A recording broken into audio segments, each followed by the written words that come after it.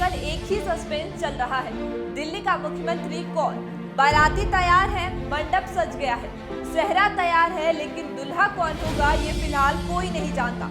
लेकिन दिल्ली में जारी सस्पेंस आज खत्म हो जाएगा। 20 फरवरी को रामलीला मैदान में सीएम पद की शपथ कौन लेगा, ये जानने के लिए बस आज शाम तक का इंतजार करना होगा। दिल्ली में 70 सीटों में से 48 सीटें जीतने वाली बीजेपी ने 27 साल बाद दिल्ली की सत्ता पर वापसी की है। 8 फरवरी को चुनाव परिणाम आने के बाद से ही हर कोई यही जानना चाहता है कि दिल्ली का मुख्यमंत्री आखिर कौन होगा। इसे लेकर कयासों का बाजार भी काफी गर्म हो चुका है। प्रवेश वर्मा से लेकर सतीश उपाध्याय तक ना जाने कितने नाम इस रेस में सामने आ चुके हैं, लेकिन आला कमान की पहली पसंद कौन है ये हर कोई जानना चाहता है।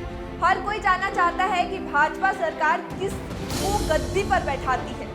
आपको बता दें कि आज शाम 6:30 बजे भाजपा विधायक दलों की मीटिंग होगी और इस बैठक में ही जो नाम तय होगा वही गुरुवार को रामलीला मैदान में सीएम पद की शपथ लेगा। बीजेपी ने दिल्ली सीएम के नाम से अब तक पर्दा नहीं उठाया है, लेकिन शपथ ग्रहण की तैयारियां जोरों शोरों से चल रही है। बताया जा रहा है कि 20 फरवरी की सुबह 11:30 बजे शुरू होने वाले भव्य शपथ ग्रहण समारोह की तैयारियां दिल्ली के रामलीला मैदान में चल रही है।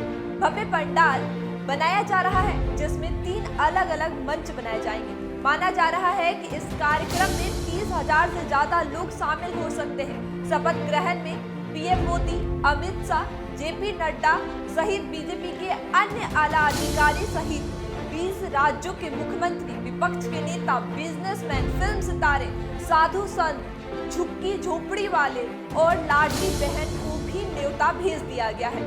अब तो ये कल ही पता चलेगा कि भव्य कार्यक्रम में कौन कौन शामिल होता है।